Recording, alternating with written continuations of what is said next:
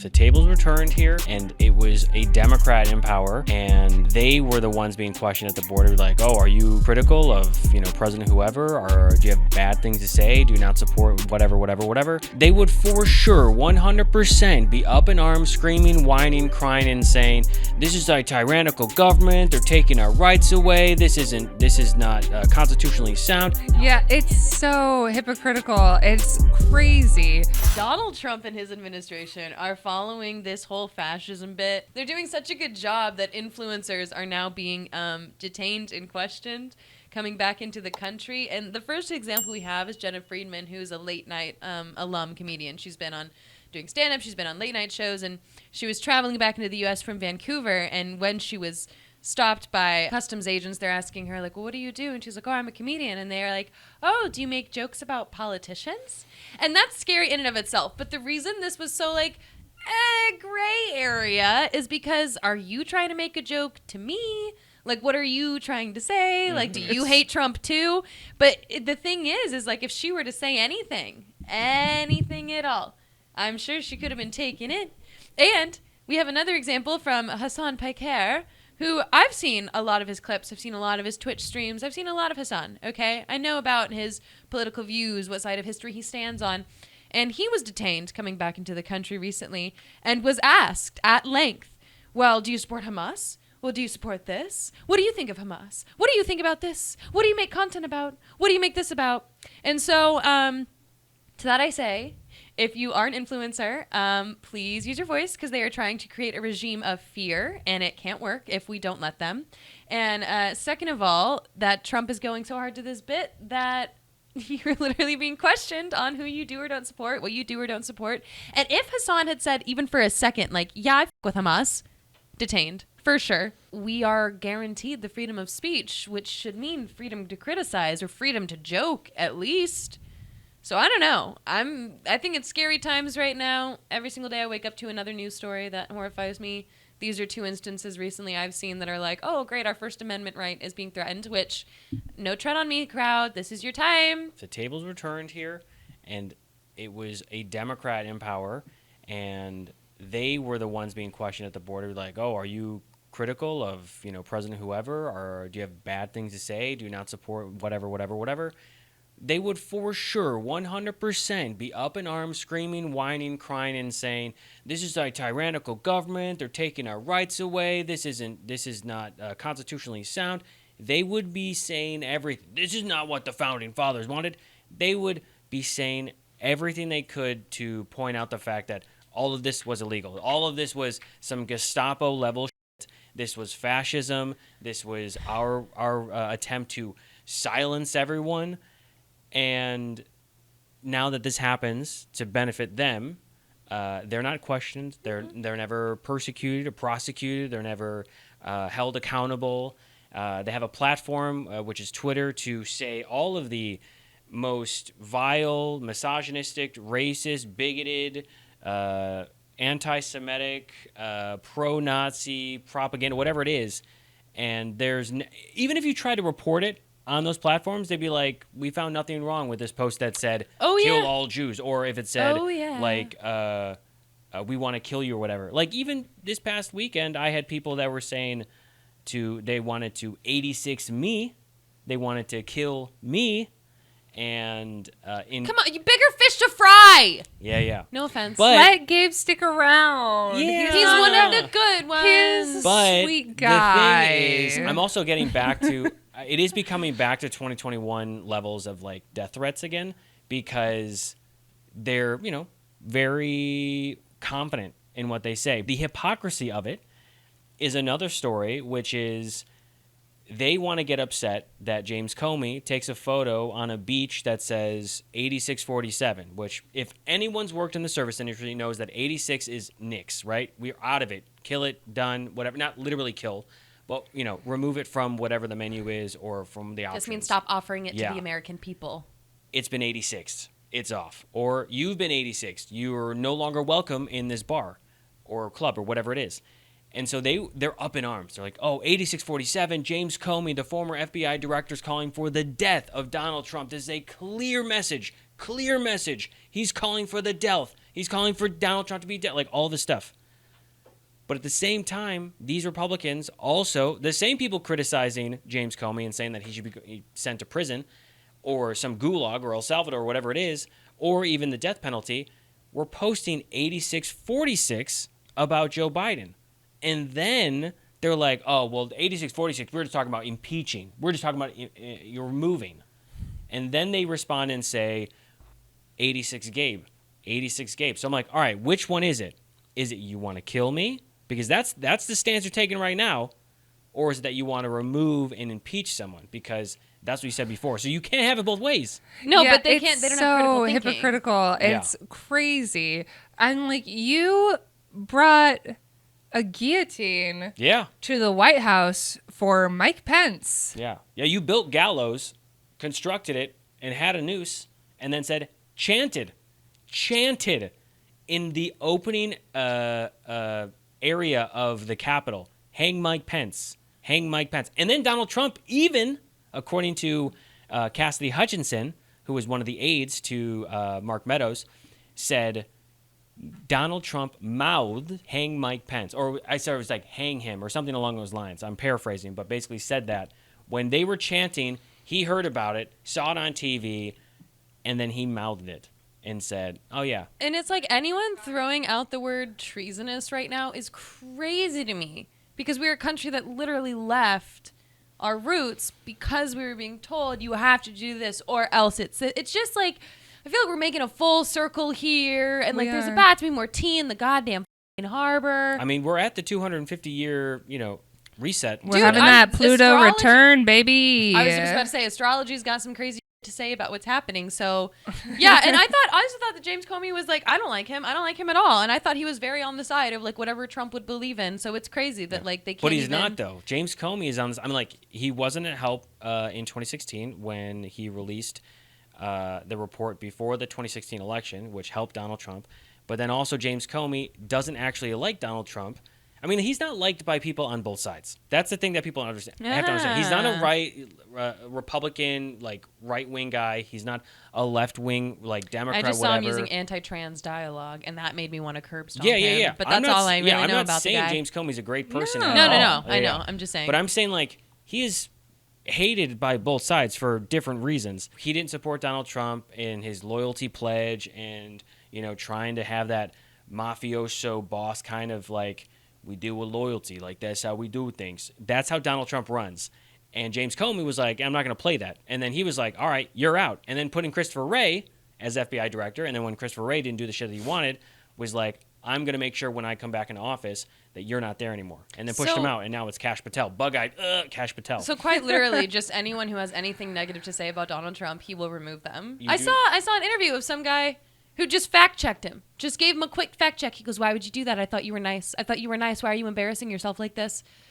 When we are in a country where not only the highest court in all of the land can't stand a chance against the voice of the president, when news outlets, when any normal people, I mean, it starts with an N and ends with an Otzi, and I think we're going there rapidly. He's also going up against Bruce Springsteen, amongst other celebrities, the boss, Has he gone after Robert De Niro yet? Yes. Okay. Many, many times. Because Robert De Niro is very outspoken. Hates him. Yeah. I mean, Robert De Niro just recently at a film festival award ceremony called him out. So Bruce Springsteen, he has been calling him out at concerts that he's doing internationally. Mm-hmm. And he's been, pretty vocal. He was vocal before, but he's doing this right now, and he's currently out of the country. And Trump has, did he tweet about it or Truth Social it? Who even knows? He truthed it. A few times. He said, never liked him, never liked his music or his radical left politics, and importantly, he's not a talented guy, just a pushy, obnoxious jerk. This dried out prune of a rocker, his skin is all atrophied, which I think is rich coming from Donald Trump. Exactly. Yeah. Ought to keep his mouth shut until he gets back into the country.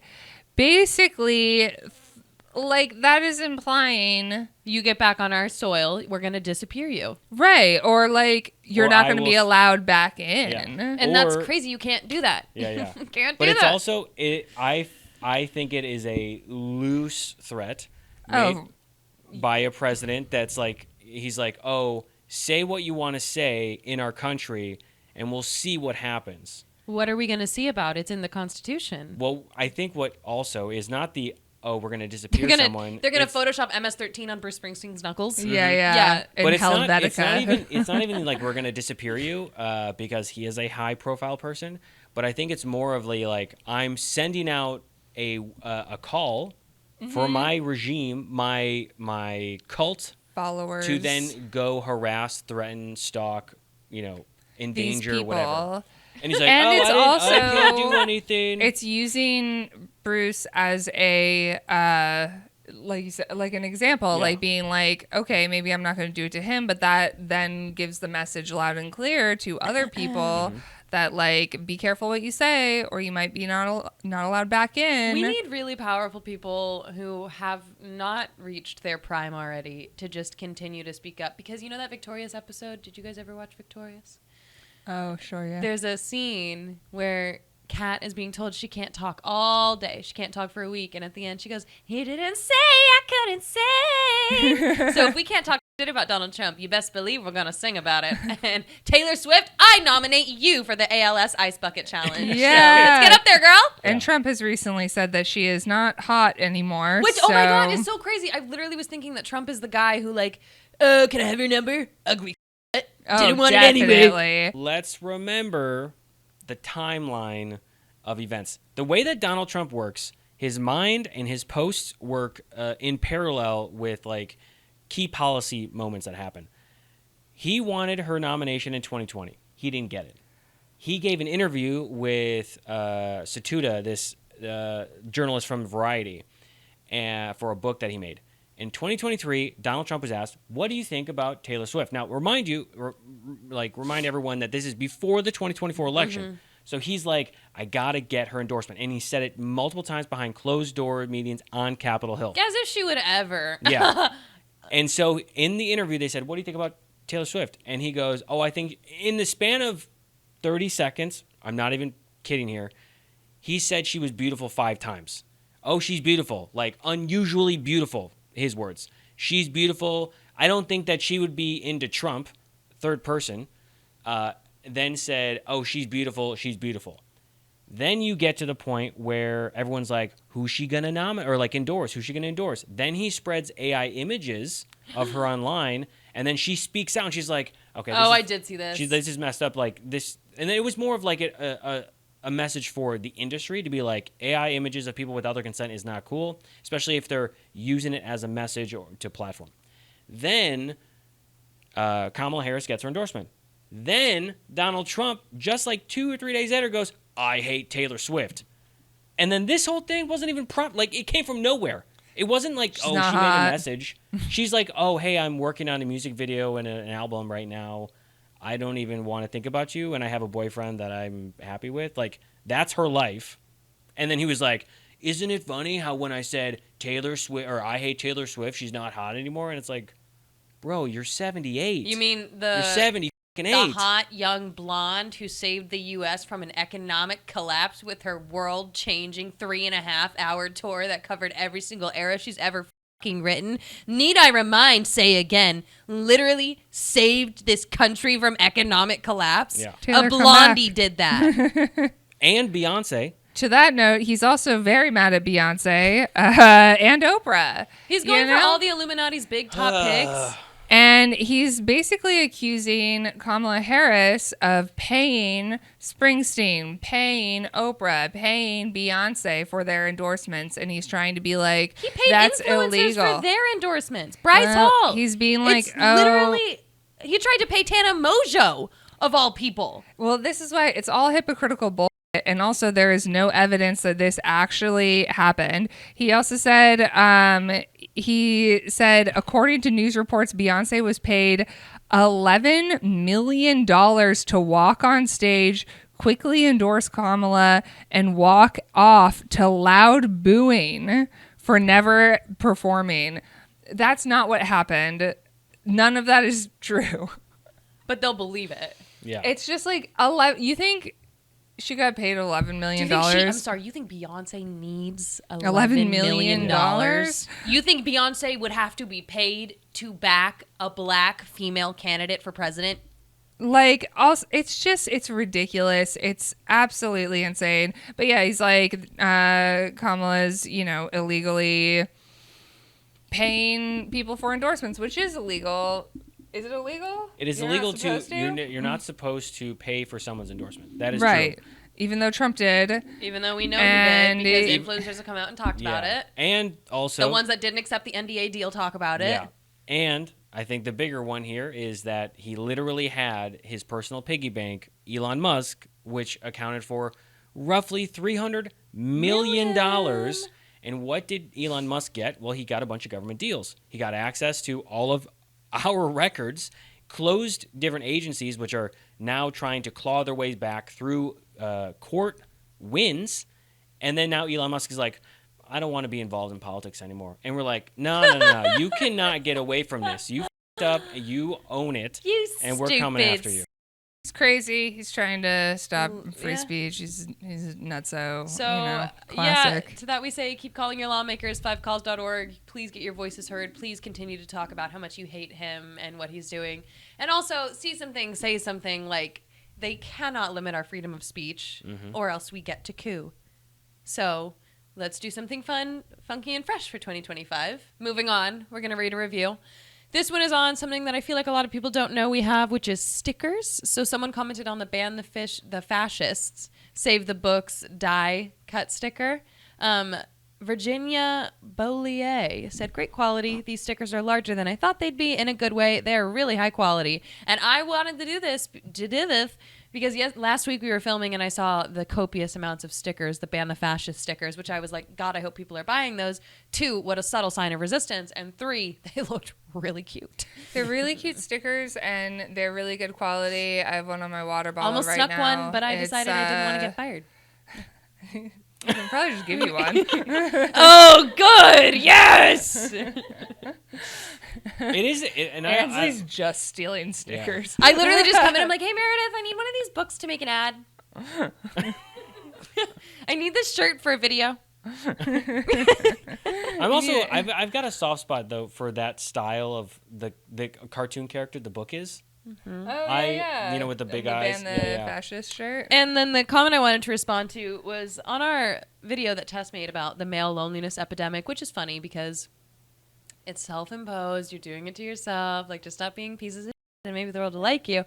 And this guy, Joseph Casper 87, says, the trouble is the number of men facing these quote-unquote consequences who didn't do anything wrong except be unattractive while wanting to find love. And to that I say, women don't date men because they think they're hot. We don't care about your meat sacks. And if you do, I haven't met a girl I like that I can have a solid conversation with that, like, you know what I mean? It might help, like, initially. It might help if you're just trying to, like, but, like, and, like, the other thing is, like, there is someone for everyone, and people are into different things, and like maybe you're not a traditionally attractive person, but there's going to probably there's going to be a person 100%. Out there who finds you attractive. I've seen a lot of couples that people are like, they don't make sense, and it's like, ew, you have no idea what they do. Thing. And also, like, maybe there are so many other things that people bring to a relationship other than their way they look, especially if you're assuming that you're going to be with this person long term or forever. You're not going to look the same. No. None of us are. Nope. So you've got to have other things that you're bringing to the table because that's just not it. Like, you're dating a whole person, and so make your whole person worth being around. And so to this commenter, I'm saying, like, I don't think they are getting all these quote-unquote consequences just because they're unattractive. I think they're getting these quote-unquote consequences because they don't know how to treat people, and they've never taken, like, a second to ask people how they want to be treated. I feel like always feel, and it feels, honestly, a little bit like a cop-out to me to be like, oh, well, it's because I'm, anyway. Like, ugly It's just like, I mean, it's easier to blame someone else than it is yourself. yeah, 100% or of the like time. something that you can't control. Be like, oh, well, it's because of that. And like, there's ugly women too, and we're doing just fine. Yeah. Like, I don't know why. Like, I feel like these men are like, oh, it's so much easier. I'm like, you're probably treating like unattractive women like all the time. Like, Because you not genuinely think that someone's physical appearance determines how they deserve to be treated. Right. That's how you think. I'm like, not every woman in the world looks like Margot Robbie. Like, where there are women on a vast spectrum, and like we work on our personalities. So we why love don't you each work other. on yours? Yeah. So, doesn't matter if you quote unquote deserve the consequences. Stop treating people like and you won't have to worry about the consequences. It really is like cause and effect. You put yourself in the situation by continuing to be the way that you are. Either step out of that or continue to be the way that you are. It's pretty simple. Yeah. Moving on. For our audio listeners, this is the part in the Which podcast one do when you we want? move on I to think the it's this one. Do Delve this one deck. also? So we're going to move on to some of our Delve deck questions, which is a fun way to wrap it out. I have the Venting Edition deck, and I'm going to go for a middle vent. What is the worst place you've ever lived? Edwardsville, Illinois. No. Oh, I have to explain why. It was a very small town, obviously in Illinois. I mean, I moved there to go to grad school. It was a terrible time in my life, but where I was living was a part of it. I'm not a small town girl. I've always lived in cities. Like, I grew up in like bigger cities, and I think for some reason in my head I was like such a depressed person at the time and like so mentally unwell. I was like, maybe if I move to a small town in the Midwest I'll find joy. To be fair, I think a lot of people feel like that'll work. Yeah, like you're like, maybe if I just totally do something different, it'll work. And I realized that was not for me. No, I'm not meant to be in a small town. It was truly the most terrifying place I've ever lived. It's not even like unsafe. Like, I was just like, I don't like knowing everyone. I don't like that there are 2 bars in town. Once I got banned from one of them, I moved. She said I hated the wooden spoon I anyway. was like, whatever, I don't even belong here. I didn't belong there. It wasn't for me. And it was also just a bad time in my life. But yeah, small towns, not a vibe for me. I will say the worst place that I ever lived, freshman year of college, and specifically because of my roommate who had like a mental break, nervous break or whatever, and then punched the wall and broke his arm or his hand. And it was like it was literally the Sunday before finals started. And it created this very like hostile, awkward, tense, anxiety-filled space, and I was like, I can't be here anymore. Yeah. I lived in an apartment, this is like 2 years ago in LA, and it was just like the size of a shoebox, and it didn't get any natural sunlight, and the water was always literal Satan's asshole or like ice cold. There was no in between. And I had an upstairs neighbor who would stalk us and report us for anything. And the gate electricity would go out sometimes. I mean, if you had any maintenance issues, it was $150 off the rip, like just to get someone in there. It was the scammiest, schemiest place I've ever lived, and I hated it. And it was literally like freezing cold. There was no heating. There was no air. I mean, like, I'm not kidding. And we moved there, and I saw it through FaceTime, and I was like, yeah, Claire, like, get it. Like, we're good. We'll be happy there. And then the second we moved in, like, you realize how small rooms get. I mean, it was literally like, I couldn't, if I had an item on the floor, my room was taken. And so, Oh, wow. and my bathroom, it didn't have a door to close. There was no room for it to close. It had a sliding door. Oh, Because I've it was seen that hate small. that. Yeah. Yeah, and the hot water, I'm not kidding. The shower was literally the size of this chair. I had to, like, anyway, for a year. So, worst place I've ever lived. All right, so I've got the original Delve deck, and the question that I have picked is, what is your most trivial problem right now? Today, I leave work, and my acting coach asked me to move back to Tuesday night classes, which is great because it's the master class, but it's also late at night. And so after this, I have to drive home and rehearse my scene for a bit, and then drive an hour and some change to get there. And then I'm probably going to be there until 11:30 at night. And I really just hate being out of my house And I also I can't say no. Like, I love this class and I learned so much in it that I'm like, is this really a problem? It's like more of just like a time management inconvenience that I really don't like doing. But like, I get really good training and I feel really equipped, and like, oh, what a horrible problem to have. I'm in a great class. It's a long day. Reminded myself this morning, I was like, man, I really need to get my car washed. And it's just the effort of going to do it. And I was like, okay, well, I can go to the hand wash spot, or I can do it myself, or I can go to like just get the outside washed. And then there's like too many options, you know? And then it's also like the commitment of time to be like, all right, well, I gotta leave the house, I gotta go here. Well, while I'm there, shall I bring my computer so I can like edit or write or something? And then it's like, oh, this is so daunting. I'll just do it tomorrow. Yeah. And then I don't do it tomorrow. And then tomorrow comes around and I'm like, I'll just do it the next day. I'll go do it. And then you're mad at yourself. I'm like, this is next week now. I guess my trivial problem will be our sketch comedy team is going to a comedy festival in Austin, which is great. It's a good thing. But like, if you're in Austin, you can come see us at the Austin I don't know if this will air Sketch by the Fest. time this... May not. May not. Sucks. You missed us. One night, and literally one night only. But I know that it's like good and fun and cool. It's like a good thing. But I also like sometimes taking, especially weekend trips for some reason, like Airports are hell. Stress me out. And so it's like a good problem, but I'm like, okay, here's all the things I need to get done so that I'm prepared to do it. And like, I need to have like work in a good place. I need to have my life in a good place. Like, what if this happens? What if that happens? Like, my flight's super early in the morning. What if my cats miss me? LAX. I mean, they will.